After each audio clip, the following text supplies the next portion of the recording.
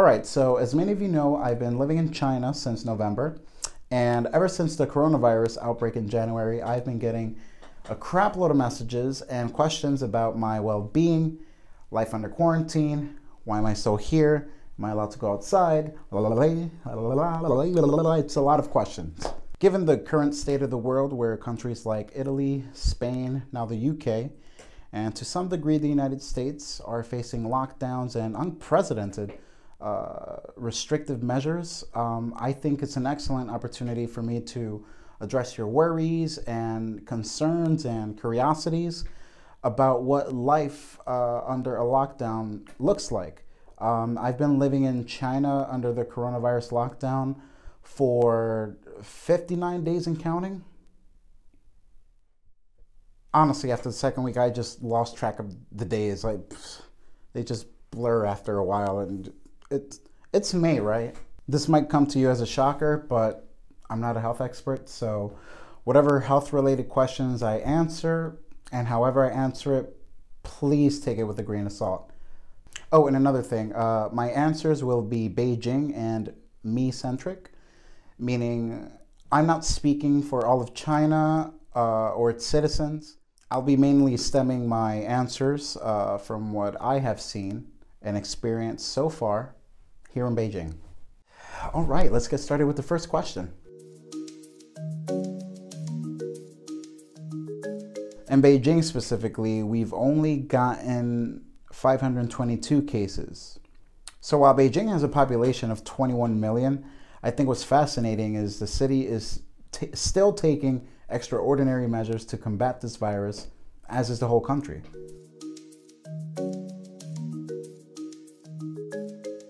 Well, for starters, you have to wear a mask when you go outside. Not wearing a mask in China today is like wearing a Cowboys jersey at an Eagles game. You're gonna get dirty looks from people. Some may even harass you, particularly the police. But most importantly, you won't be allowed into any public space if you're not wearing a mask. And that includes train stations, malls, and even restaurants, those that are still open at least. Hell, even taxis will reject you, and I learned that the hard way. There was a night where I needed to get home, and I realized I mistakenly threw my mask away. So I called the taxi because I knew I wouldn't be able to get on the trains. I wouldn't be allowed. And when a taxi driver arrived and he saw that I wasn't wearing a mask, he rejected me quicker than most of my Tinder dates. Like, he just said, "I'm sorry, no," and then just drove off. I finally got a taxi after a couple of tries because, well, he isolated himself in this plastic bubble. Like, I'm really glad, because otherwise, I don't know how I would have gotten home. Apart from the mandatory masks, subway stations and trains constantly play coronavirus safety videos, some of which include how to wash your hands, how to effectively wear a mask, and how to disinfect your home. And by far, the most inconvenient restriction put in place right now is that many neighborhoods and apartment complexes are blocked off and closed to the public, and the only people allowed inside are the people who live in that community. In my neighborhood, for instance, there is no way in unless you have a permit card that you have to register for, and that card won't allow me into any other neighborhood except mine. Oh, in fact, I have 2 of the cards here. All right, so this one here is to my neighborhood, and this one here is to the apartment complex, to my job. I can't use any of these to get into other neighborhoods or other apartment buildings. These are very specific to the particular vicinities. To put it in Philly terms, it's kind of like you living in Hunting Park and you want to visit a friend in Juniata. You wouldn't be able to visit your friend in Juniata. In fact, your friend wouldn't be able to visit you either, because they don't live in that particular neighborhood. If I try to use this, imagine this says Hunting Park, and I try to use this to get into Juniata, they're gonna say no. You're only allowed into Hunting Park with this. Although it sucks, you know, they're doing what's best for everyone, and I think that's what matters most. Next question.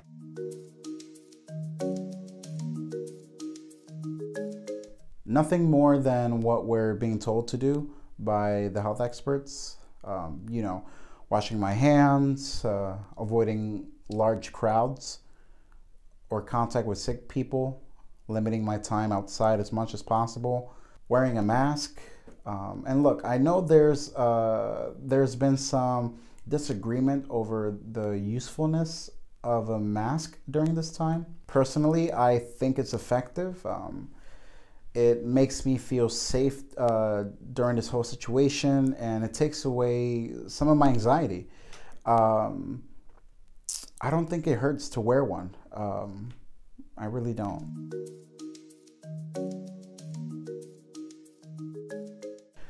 Yeah, so most of the stores that are open can be found at the mall, but no one is really doing much shopping these days, as you can imagine.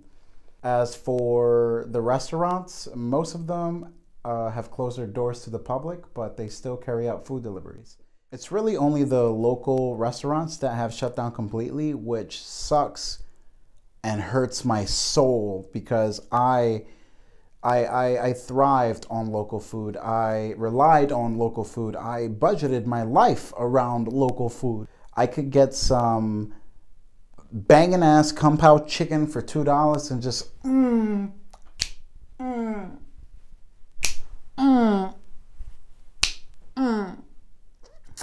But I can't do that anymore. Now it's really only the Western food spots that stay open, like Burger King, McDonald's, and their meals can get quite expensive. It costs average $7 to get a meal, when it used to cost me about $7 for a breakfast, lunch, and dinner at the local restaurants. So it's a huge loss for me. Something I forgot to mention was that before you enter any place of business or neighborhood, you're often greeted with a temperature gun to the forehead or wrist, and in some cases, by this cute little robot.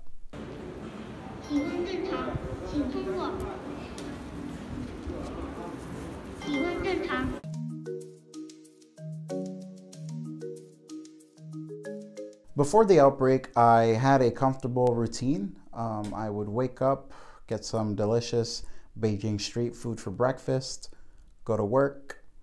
Some evenings go to a bar with my coworkers, go to jiu-jitsu, and come home and do research for a film project that I had planned to do while I was here.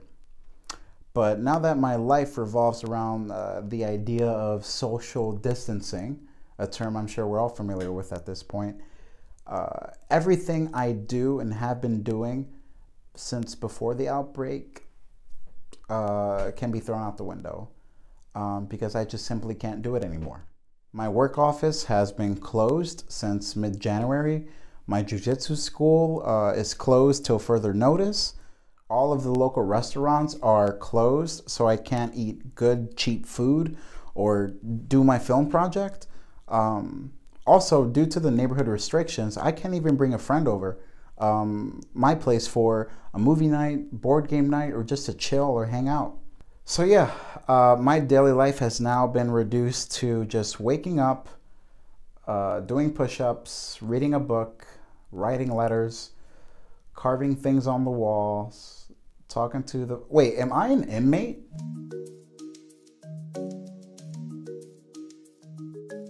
At first, I was scared shitless. I remember finding out about the nationwide lockdown in the middle of the day.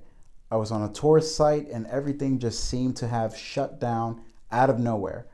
And I had absolutely no time to prepare for it. Man. I'll make a separate video about that particular experience because I've never felt so paranoid and anxious in my life. I was too scared to go out, too anxious to touch anything or be near anyone. My paranoia was at an all-time high. I felt like I was Mark Wahlberg in that movie, The Happening, where like I just felt like even the air could infect me. I didn't know what I was dealing with, and I didn't have many answers about regarding the coronavirus. So I just felt like I needed to play it safe and just stay inside. But now at this point, I've been living in this overly cautious state of mind for about 60 days now. So I know what I need to do to stay safe, as does everyone else. It's become routine. But even though I'm not scared anymore, I remain cautious and considerate. And that last word, considerate, that is the biggest thing here, because a lot of us feel invincible, but we're not taking into consideration the vulnerable demographic that could be affected by this. So I think being cautious and considerate is the best state of mind to attack this seemingly invisible enemy.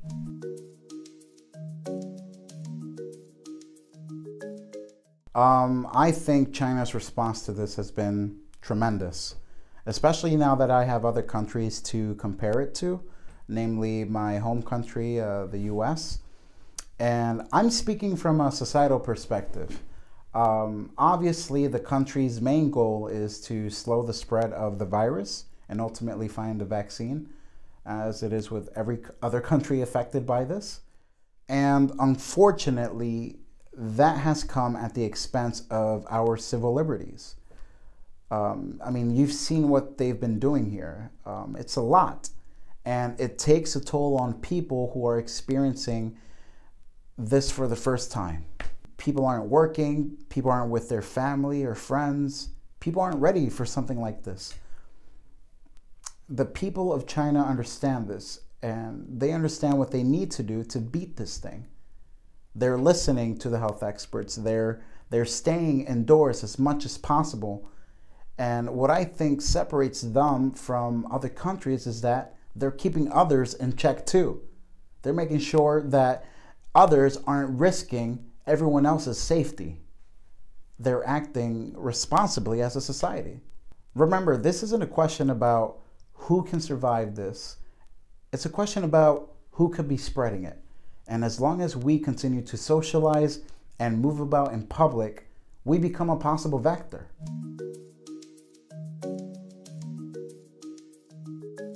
As the coronavirus continues to spread across the globe, I anticipate more countries will take their restrictions further and further. But nothing, and I mean nothing, is more crucial right now than simply staying home. Look, in order to beat this thing, this is what we have to do. We have to stay home. Like, there's no other way. I don't even think we should be promoting social distancing. Like, what does that even mean? And who's enforcing this 6 feet apart rule? Like, are people walking around with rulers? You know, did the measuring tapes at Home Depot sell out like toilet paper? No. The temptation is still there. If you give people the option to practice social distancing, the temptation to do anything else is still there. You're still telling people that it's okay to go out as long as they, remain 6 feet apart. And that's the last thing we need right now. The last thing we need is foot traffic on the streets. Look, you want to see the results of people just staying home? Look at Italy. In Italy, there's finally been a slowdown of deaths. And in China, restrictions are slowly being lifted as the conditions get better on this side of the world. In fact, the barbershop I go to is finally opening after 2 months. And as you can see, I very badly need a haircut. Look at this. Oh my, look at this. I look like Matt Damon if he was a wet dog. Seriously, let's do it for the people who could be truly affected by this. Let's not try to beat around the bush with this thing, and let's go all in and just stay home, and we will come out victorious. In the meantime, let's let Earth enjoy some much needed vacation from pollution.